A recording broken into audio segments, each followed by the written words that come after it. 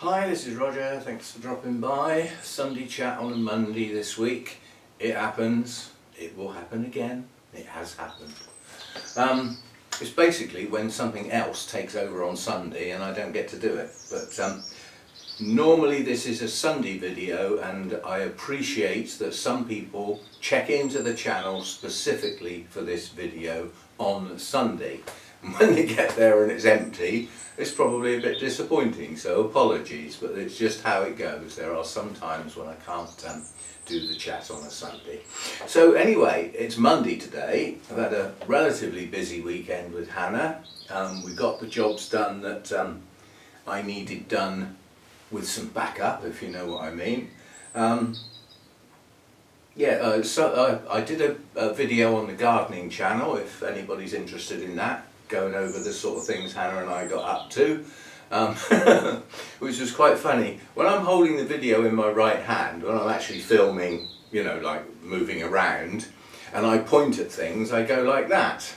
Well, obviously my hand is right in front of the camera, which I didn't think about, and some people got a bit a bit upset. Industrial injury. Now that happened on an encounter with the spiky bush out there.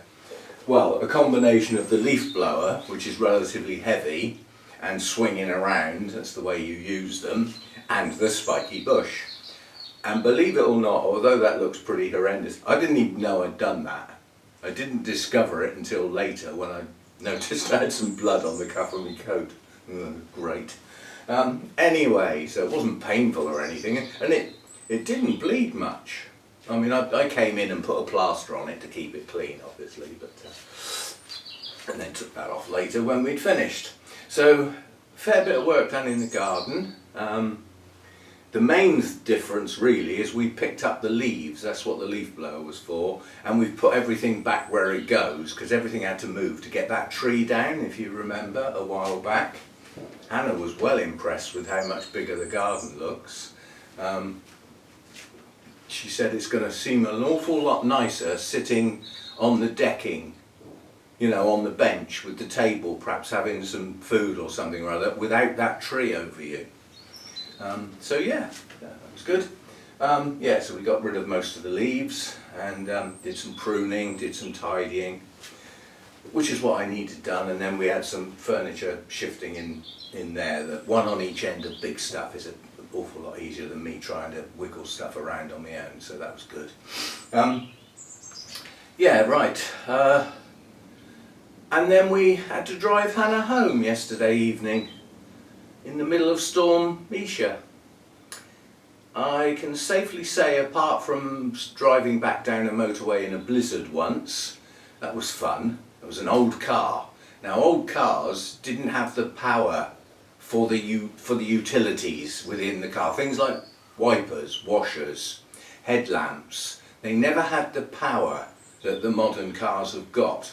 And I was coming back down the motorway in a blizzard conditions, and well below freezing, so the snow was... Now what was happening was my wipers were going like that, and as they do that, they push the snow up.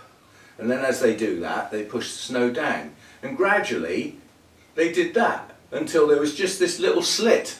And I had to pull off onto the hard shoulder on a motorway, which, you know, and get all the snow off, get back in, drive for another half an hour, stop and get out. Oh, it was a horrendous blinking drive. And it didn't even have the power on the heater to actually override the cold air, sort of, you know. So that was that. But anyway, yesterday we were driving in 60, 70 mile an hour winds with torrential rain. And unfortunately, when there's torrential rain, you get large amounts of standing water on the sides of the road, which can seriously alter your steering course. It's like having the brakes on the left-hand side of the car when the right-hand side hasn't got any, and it does this to your car and drags it into the near side. Covers up all the potholes because you can't see them coming. So that was not a pleasant drive home from dropping Hannah off when I got the worst of it. But the bonus, when I got home, the snooker was still on. It hadn't finished and Ronnie won. Yay! So I had a nice sit down and watch the rest of the snooker when I got back to wind down from what was a bit of one of of those sort of drives. It's a sort of drive that under normal circumstances you just take the advice. You know, if the weather people and the advice is unless you absolutely have to, then don't go out in your car, don't drive. That's what I'd have done, but you know, this was one of those where it had to be done. So that was that. The other thing we always do on the Sunday is thanks for the support for the channel, whether that is simply watching the videos. I have another word about that in a minute, because there's probably quite a few newer people on the channel that haven't heard me talk about the way YouTube works. But supporting the channel by watching the videos is great. If you can, do the thumbs up, and also subscribe to the channel if you're not subscribed. Those are the basics, the zero cost element. All that costs is some of your time, which if you've come to the channel to watch the videos, you're obviously prepared to, you know, commit that an amount of time. So that's that. But then there's the financial commitment where people are making regular contributions to the support of the channel to keep this place running, basically, to add in some new orchids now and again, trips to shows, better have a word about that in a minute too. All that sort of stuff, you know, replacement kit, it doesn't last forever. So there's that side of things, and that's the YouTube membership, which is, it's the easiest to do, but it's the least efficient as far as donating to the channel is concerned, because YouTube take over 30% of it. Whereas if you committed the same amount of money on the Patreon site, they only take 11%. That's a lot of difference, you know. So I would see a lot more of your buck or your pound or your euro than if you do the membership. Nonetheless, any financial support is appreciated. The one-off support, the buy me a coffee, we had some very, very serious donations made via that route leading up to Christmas and everything, which was, you know, we had a seriously long cold spell. With my new energy supplier, obviously in the summer months my gas usage is next to zero. It's only used to heat the water, and I tend to heat water when I need it, not every day, because I don't need it every day. But with the electricity, I'm not a big electricity user except for out here when the heater kicks on. Yeah? So with this new thing, I'm billed monthly, which is brilliant, because each month I can look at my electricity usage. The electricity usage in the house doesn't change that much, so I can see how much extra this place is costing. I'm not saying, but yeah, it's more than I thought, let's put it that way. That's a 2 kilowatt heater, and it's cutting in and out all the time when the weather's really, really cold. Otherwise, it's just overnight, like it is now. You know, it's warmed up a bit now, we're okay again. But yeah, it's nice to be able to see the difference, but it's a bit worrying at times.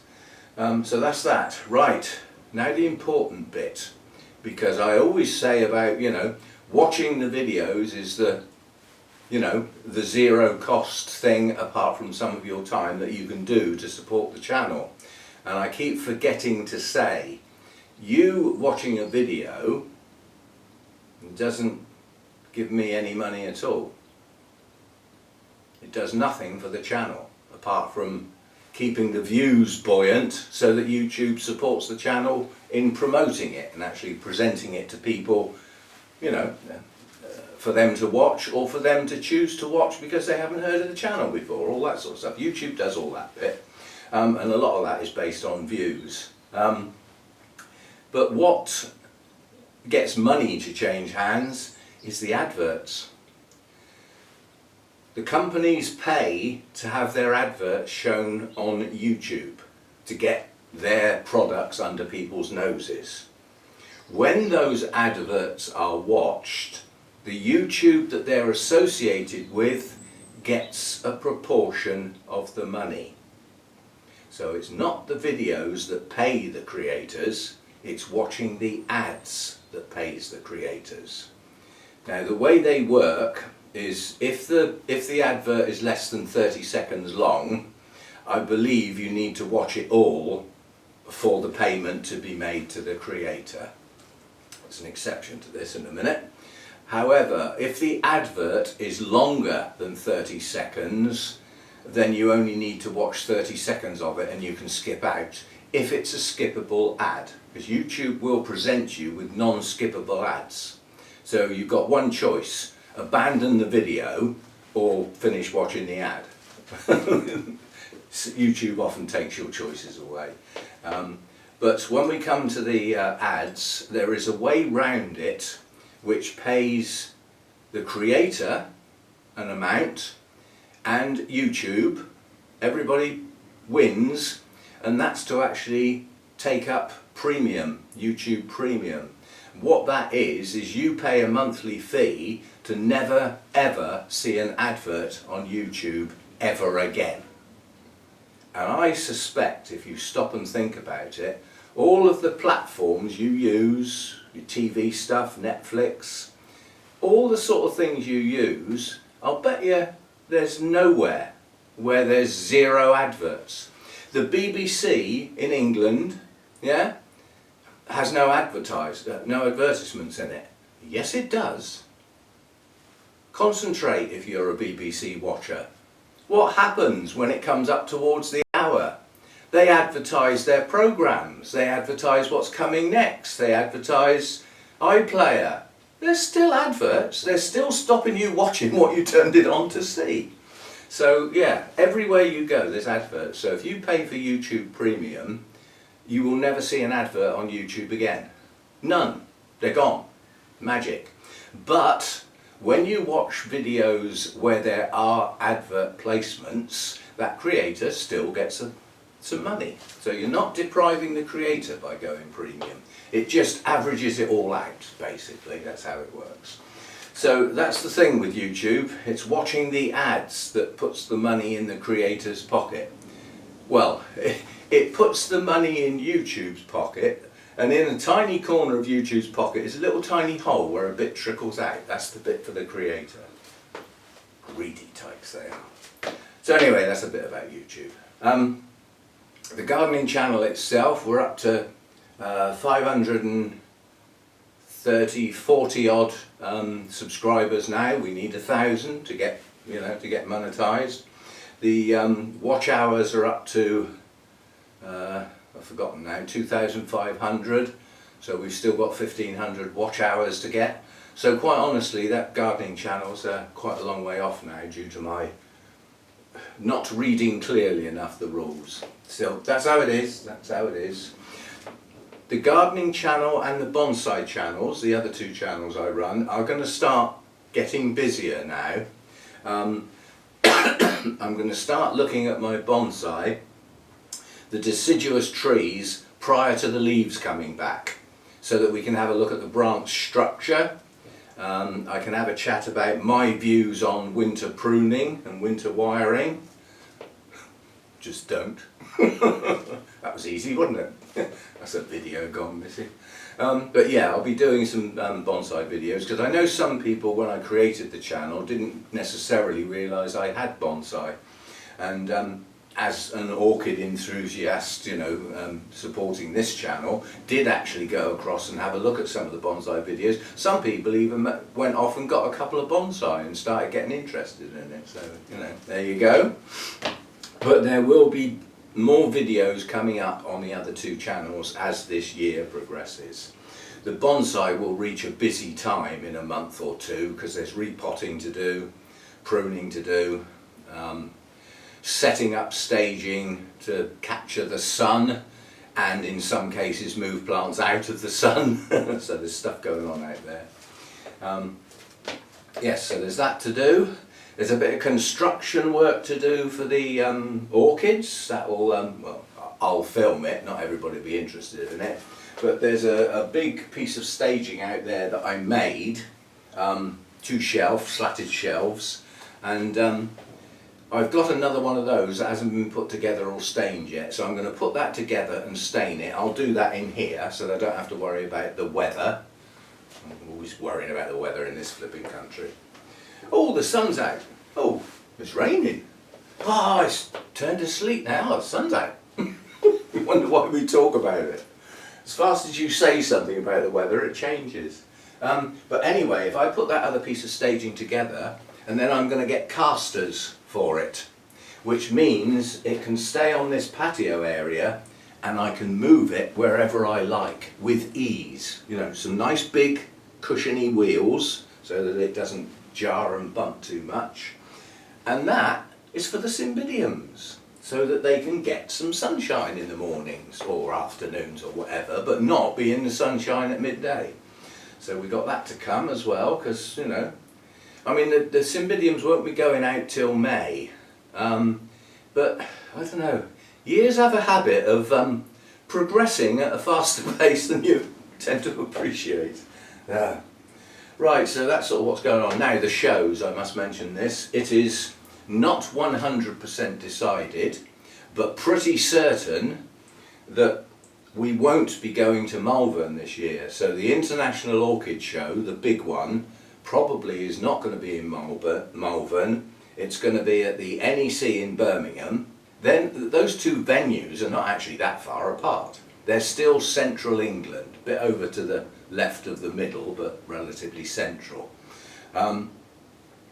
But if it's going to be in the NEC Birmingham, we'll be joining in with Gardener's World Live, which is a televised programme. It's on TV, it's on BBC TV, I think, you know, every day for 4 or 5 days. So you know, the Orchids will be on telly, guarantee it, if we go there. And maybe some interviews with some of the more recognised faces. We shall see. But that looks like what's going to happen. The Wisley show, the spring show, which is normally around Mother's Day. I don't know whether Mother's Day is the same in EU, UK as it is in the States, I don't know, but it's March sometime, I think. Anyway, but that Wisley show is off. It's definitely not going to be at Wisley, and they haven't confirmed it's going to be in London yet. But if it's not on at Wisley and it's on in London, I won't be going. That I have made my mind up. So we won't be doing that. It's too much effort for too little show, especially as a lot of the people that would have gone to Wisley to display have decided they're not going to London, it's too expensive. Right, talky bit then. It is supposed to be an Orchid channel, isn't it? Not a waffle channel. Although the Sunday chat is a bit of both. That's how it is. I thought today I'd have a chat about Oncidium Alliance things, just whiz round in a big circle about the subject. Now what we mean by the Oncidium Alliance is that there are a set of orchid genera that are classed as being within the Oncidium Alliance, but are not strictly speaking Oncidiums.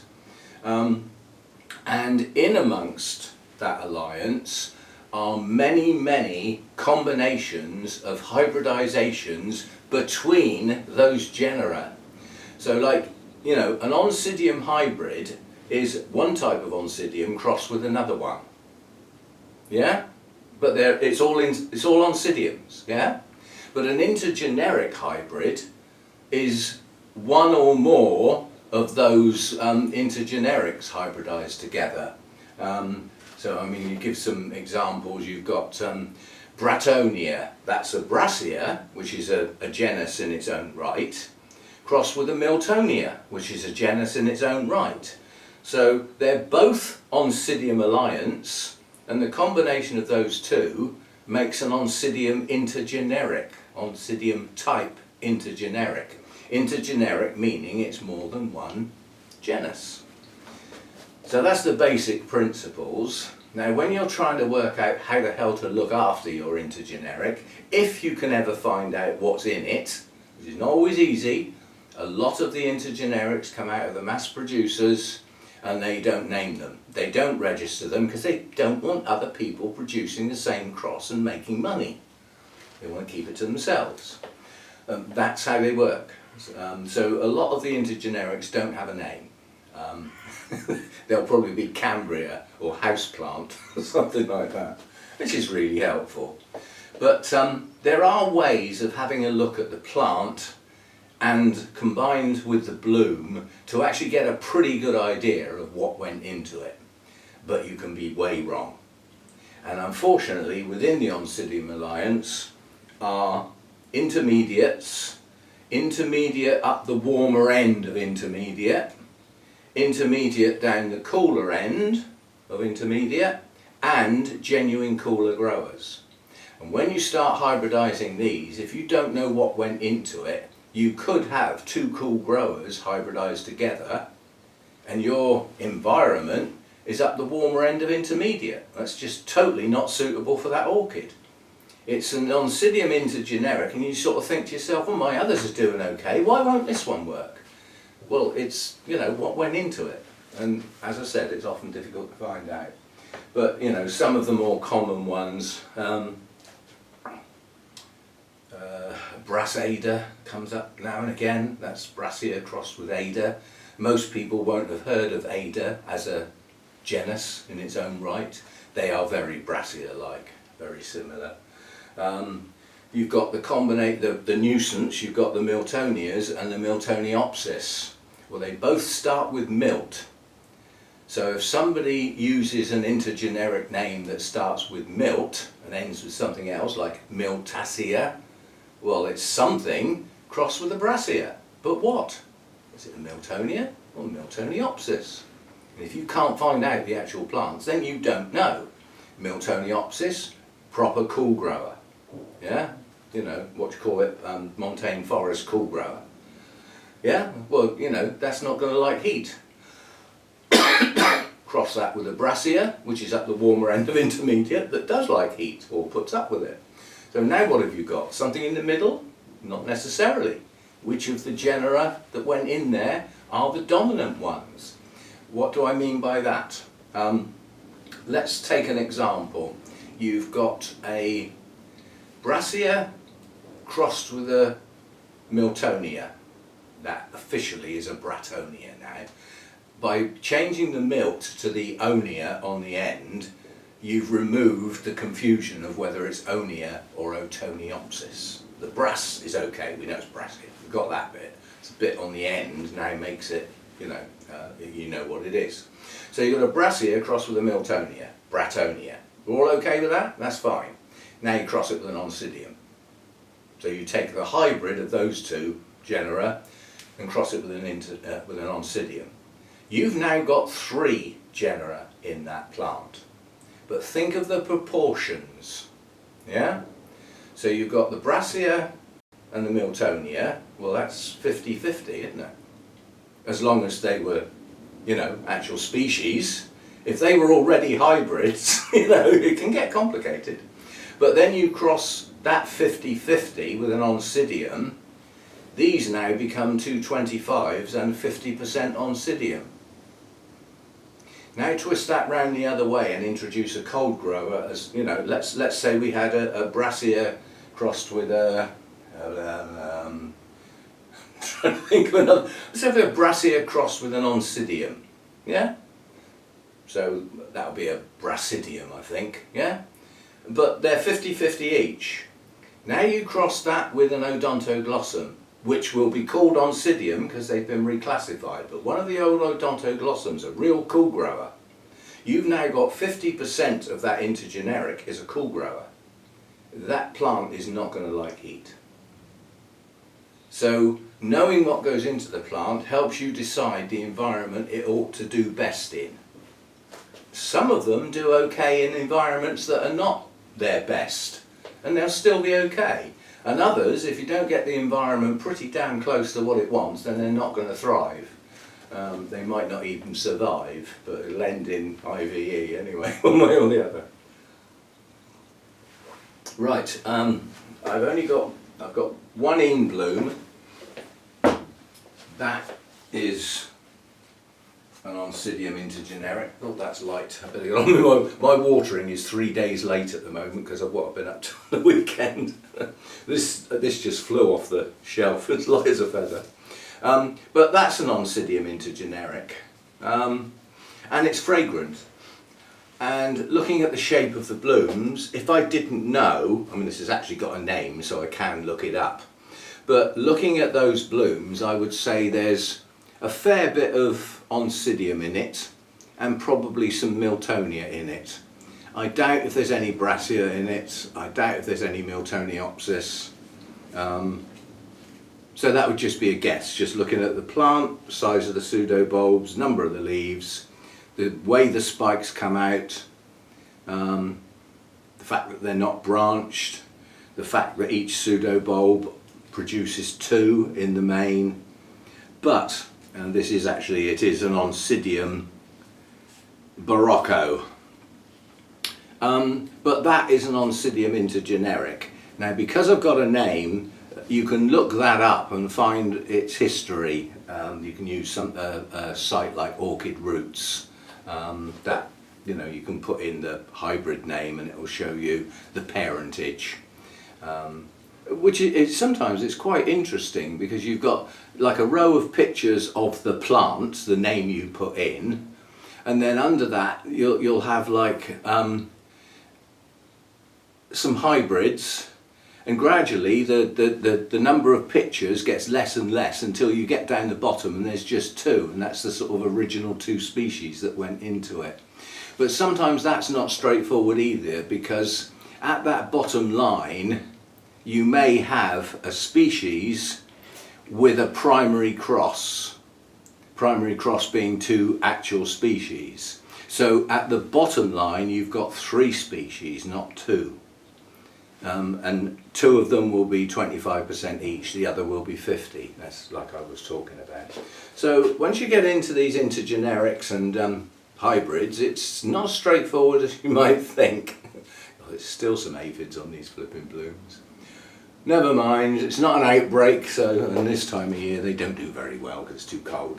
So that's an example.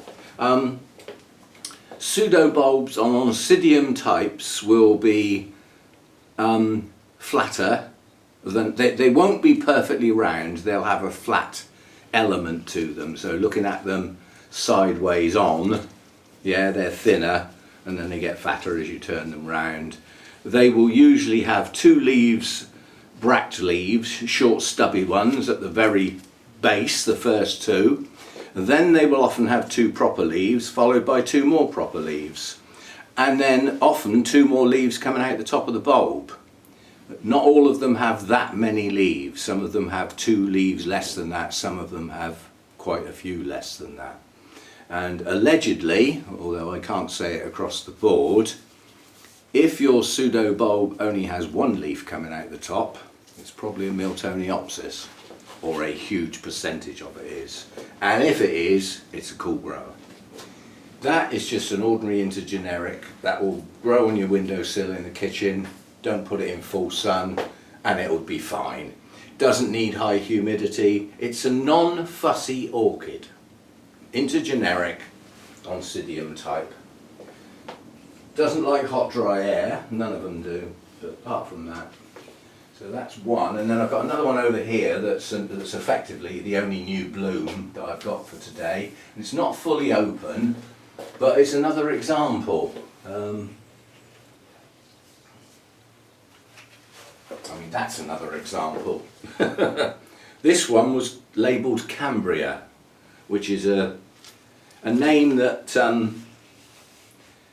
the mass producers use as a substitute word for orchid. They think they're being clever when they're not, because if you go back far enough, you'll find an orchid called Cambria plush. And that basically was bred by the guy who used to be the president of Bournemouth Orchid Society. He's died now. So it was a genuine thing once upon a time, but nowadays it's just used as a substitute word for orchid, and that's how it's been used here. This is an intergeneric of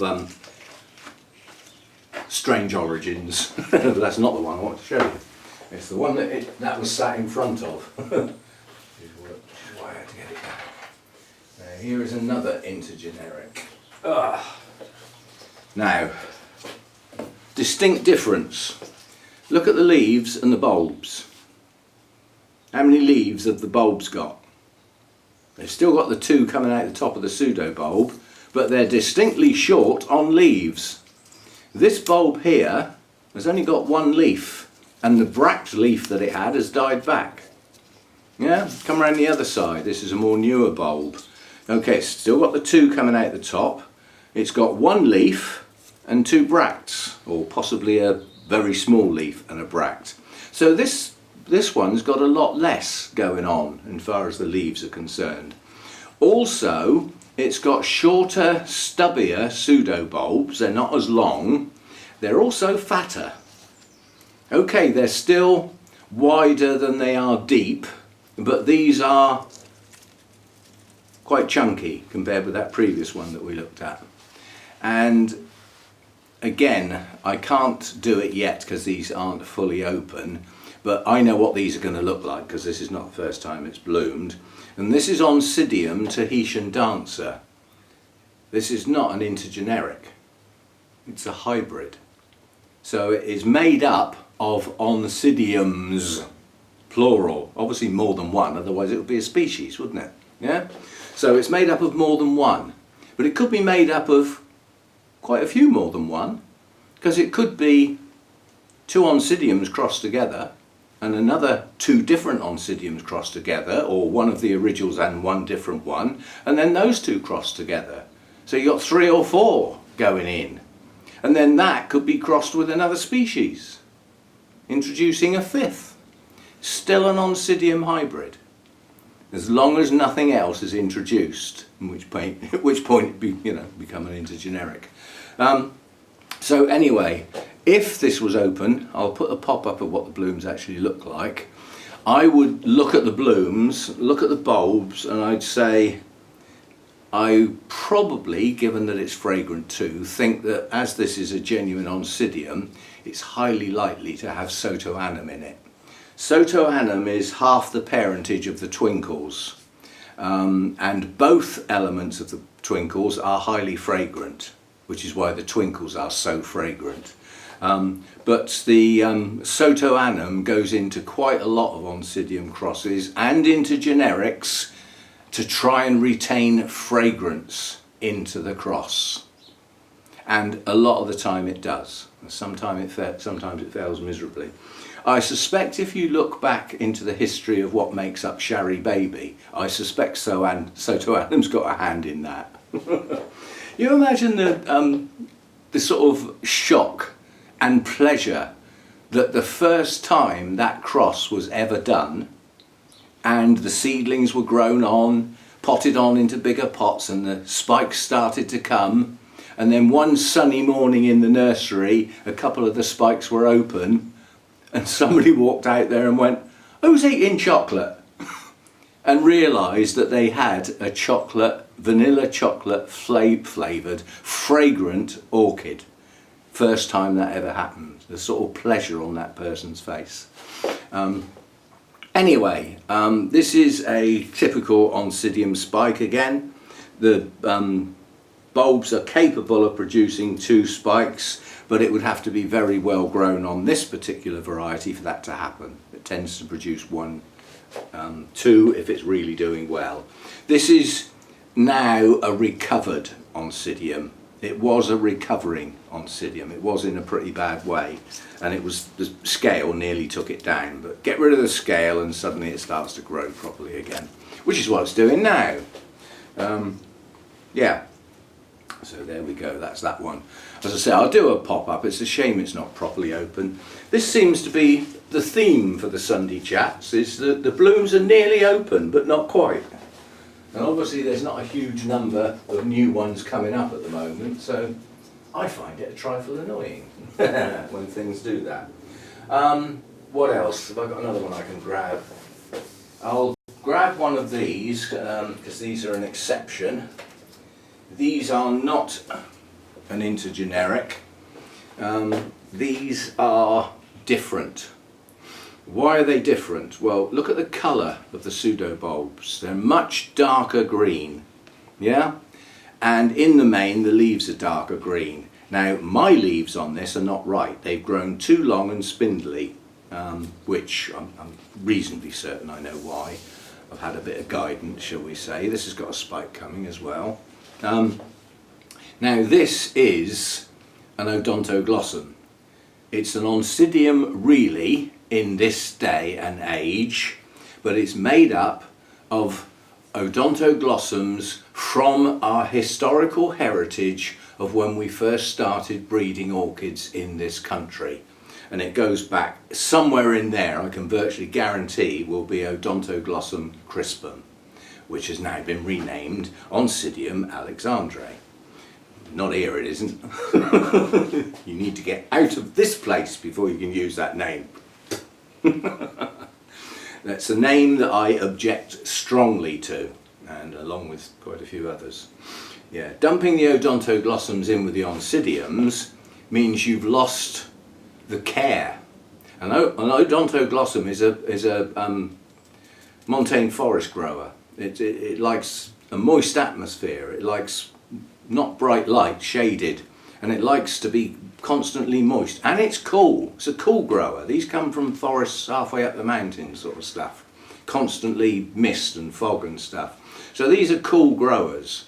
And to rename them Oncidiums that are not necessarily cool growers, most of those are intermediate, some are even warm growers, you've lost the culture that went with the name, which is why I object to it most. But yes, Odontoglossums get put into generics frequently because they supply size to the blooms.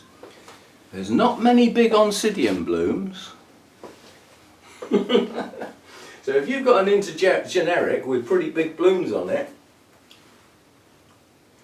the chances are it's not all Oncidium. Virtually guarantee it. But yeah, the bigger blooms really come from Miltonias, can be quite large. Miltoniopsis can be quite large. Now there's a thing. Miltonias, the species, there's quite a few. It's quite a list. Miltoniopsis, there once were 6. Down to 5 now in the wild. The other ones become extinct. Now okay, it's in cultivation, so it's not lost. But yeah, there is only 6. Yeah. And they are cool growers, and they are totally different culture to the Miltonias.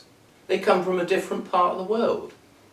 You know, some people objected to the Miltoniopsis being separated out because they were once called Miltonias. But that separation and a new genus created for that little group made perfect sense to me. I never had a problem with that. But if a Miltoniopsis is in amongst the makeup of a plant, it will tend to like cooler temperatures and not so much light because of the nature of a Miltoniopsis. So you've got, I think it's Cotyledons, Odontoglossums and Miltoniopsis are the cool growers. They are intermixed in the intergenerics with a flurry because they all have pretty large blooms and impart that.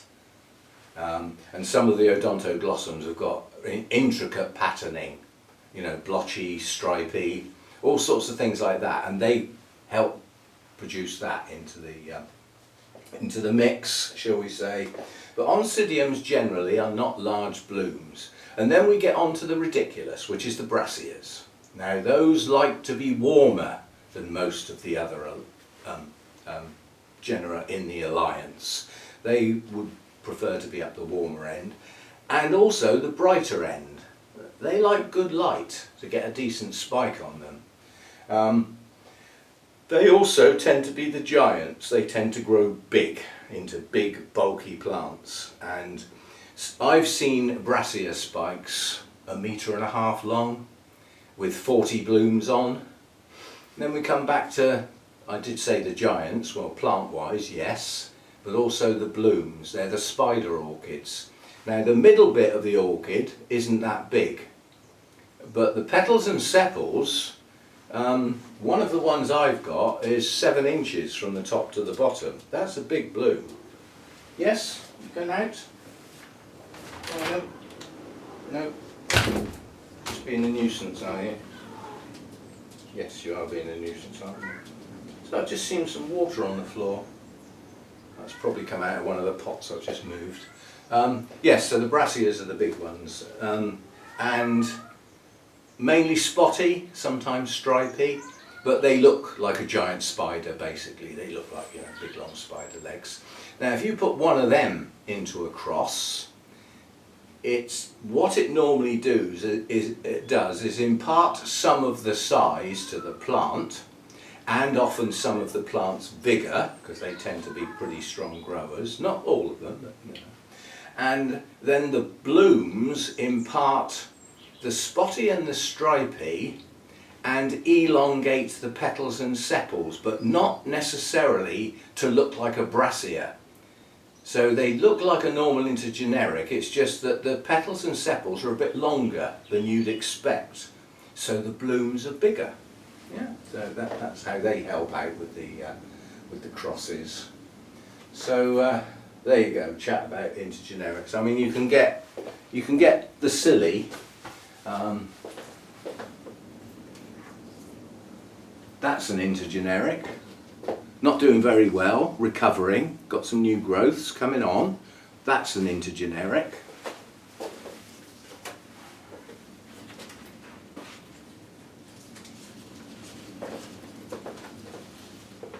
And so's that. So watch what you wish for.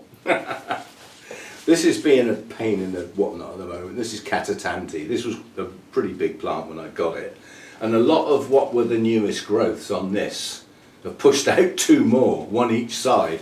You take this growth here, yeah? Well, it's pushed out two new growths, one each side, and they're both coming up to maturity now. It's growing out the pot. It's being absolutely ridiculous. It's doing everything you could want from an orchid, except one thing. Why won't you bloom? I think you're going to get put on a high shelf. You're going to get the light treatment. It could be that it's just growing too well and it doesn't particularly think it needs to bloom. I'm not really a member of that class, that school. But it's doing incredibly well. The pot absolutely full of roots. You know, you can't really ask for more than that from a plant. It's doing brilliantly, but you know, a spike would be good. Now, the spikes on that are well over 1 metre long. Huge spikes. So, you know, when that comes into bloom, when that comes into bloom, that will have to go on a top shelf or on the floor. Because I've got no shelves tall enough to accommodate the spike. So, yeah, they can be all sorts of sizes, from tiddlers to giants. And that Catatanti has probably got some Brassia in it. Because of the size and the vigour of the plant. These two big plants up here, yeah, they are also Oncidium type intergenerics. Is that, I was just going to say, is that a Stormy? No. But again, those are large. They've got very large, very long bulbs, you know, nearly 6 inches long. That was given to me as Shelob Tolkien, so that would have been a Bratonia Shelob Tolkien, but it's not. It's actually Shelob Marie. It's still the same sort of thing. Still a lot of Brassia, but yeah, that's probably one of the more well-known and popular Brassia type intergenerics is Shelob Tolkien. And it's because of the association with Lord of the Rings, obviously, the name sticks, you know, where it might not have done if it was something else. So there we go. Oncidium alliance is massive. The genera within it, there's numerous. It's not like one or two, there's a good number. We've been over a lot of them. Oncidium, obviously, Miltonia, Miltoniosis, Brassia, Odontoglossum, Cochleoda, Ada. Running out of ideas now. There's probably more. I won't have got them all. And you can combine these, so the number of possibilities is endless. And the mass producers are endlessly trying for new ideas. You know, they think, well, hang on, if we put that with that and that with that, that will bring us a bit of yellow. And with that red, that could be orange. Well, let's try that. And then they end up with a red one with yellow bits on, when they actually wanted orange. But they're playing with it all the time. And then every now and again, something will come out of the box that's pretty stunning and pretty special. And then they will clone that and produce thousands of them and flood the market. And then we come in and buy what is often a plant that's on its deathbed and take it home to watch it die. And that's not the mass producer's fault. It's the production line from the point it leaves their place to the point it gets to your place, which involves transport. First thing, it's got to come out of its perfect environment that it's lived its entire life in and go in a truck, on a trolley, and go to an auction. And then it's going to come out of that auction.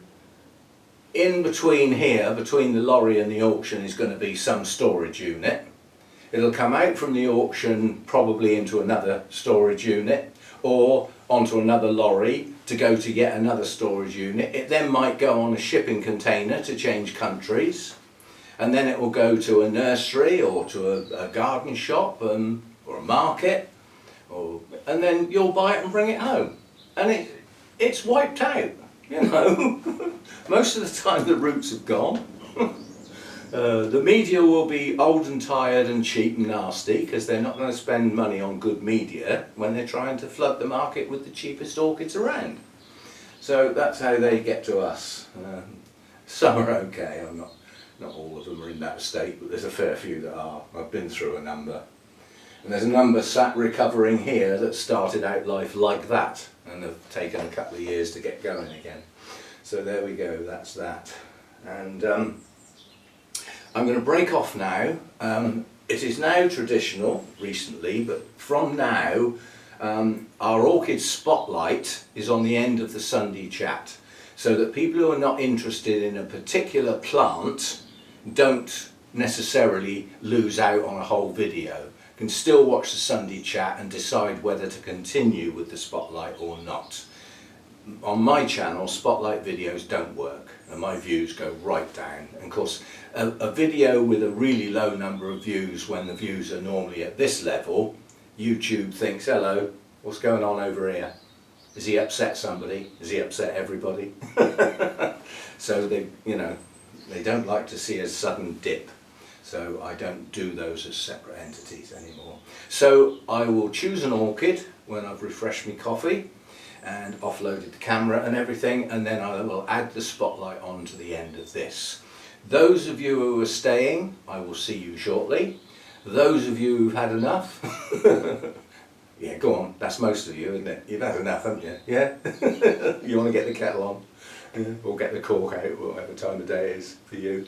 Anyway, thanks for watching, thanks for your time, you know, people's time is precious, and thanks for your support for the channel in whatever form.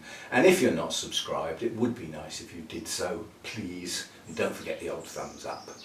And I'll see you next time, and for those that are hanging around, I'll see you in a bit.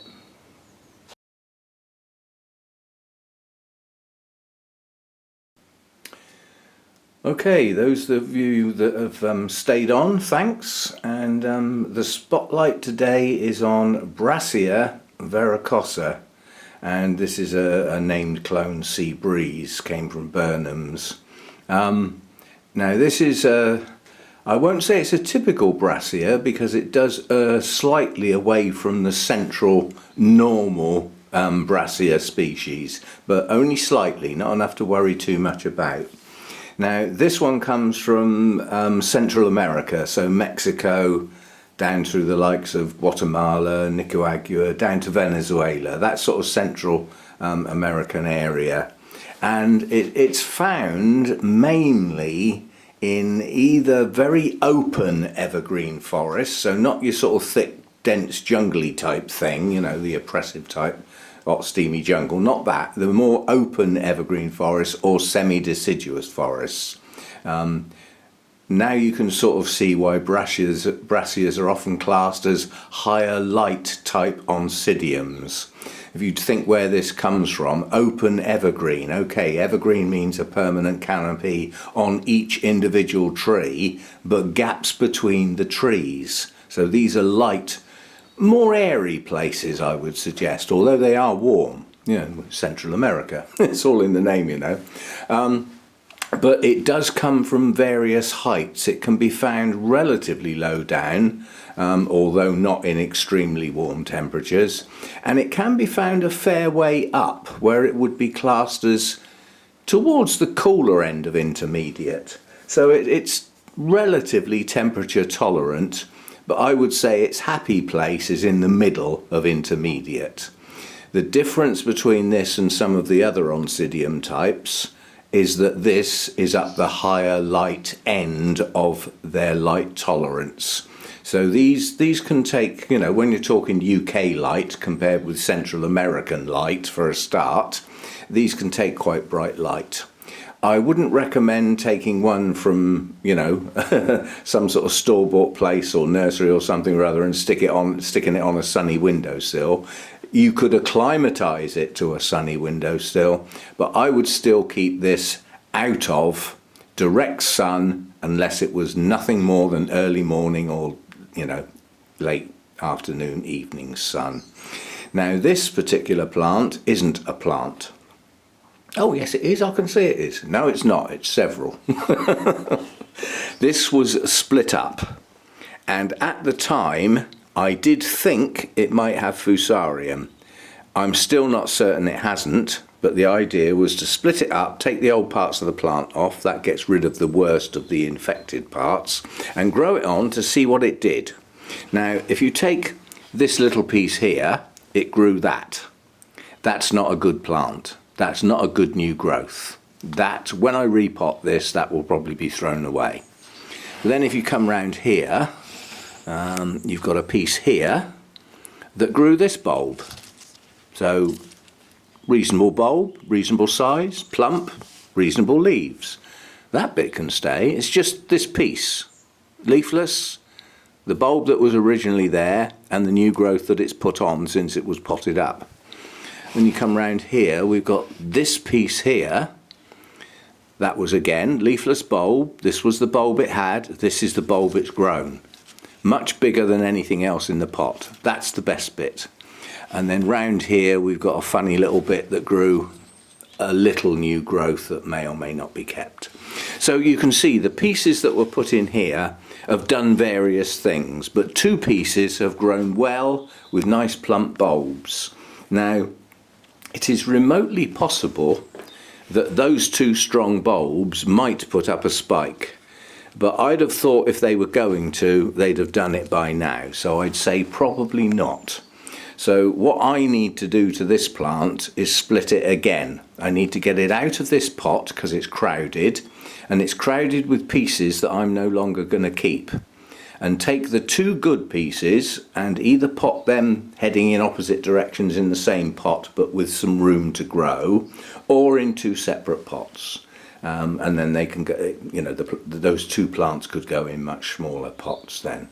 So as far as this plant is concerned, in its native environment, it will be in pretty bright light, not full sun all day long, but it could get some sun and tolerate it. But open forests, either evergreen or semi-deciduous, so some light penetrating through, pretty warm but not steamy hot, and that particular area has got pretty humid air because of its proximity to oceans basically. So you know the warm air that's coming in off of the oceans will be carrying moisture, so it certainly wouldn't be in dry air. And the blooms on this, what I'll do now is I'll put up a picture of a couple I've borrowed off of the internet. I promise I'll put them back. A couple of pictures of the sort of the plant, you know, growing in the wild on a tree. I mean, they might actually be in somebody's garden, I don't know that, but they're actually, you know, in situ as the expression goes, to show you the sort of size the plant can get and how it can spread, and what the spikes look like on a large plant. Don't get fooled. Those pictures, the spikes don't look very big, and nor do the blooms. The blooms can be up to 10 inches from top to bottom. These are not little blooms, but they can look like it if it's a big plant. yeah, because it's all to do with scale. So you'll have had a look at those now, and then I'll put my picture up, my photo, because you know this has bloomed for me. As Brassias go, this particular species doesn't have the largest spikes, although it does have one of the largest blooms. But a good spike on one of these would possibly have 8, maybe 10 blooms on, whereas some other Brassias can have, like, you know, 15 to 20. Some of Burnham's specimen plants have got massive spikes, but then they are massive plants. You know, they're 20, 30 years old sort of thing. So anyway, that's a spotlight then, a Brassia. I thought it was a fitting species to pick on, as we'd been talking about the Oncidium alliance and the particular genera that exist in that alliance, and Brassias are one of them. So there we go, that's mine. It will get some treatment in the not too distant future. A lot of what's not good about this is, although it's got roots and it's growing some new ones, it's still got an active root system.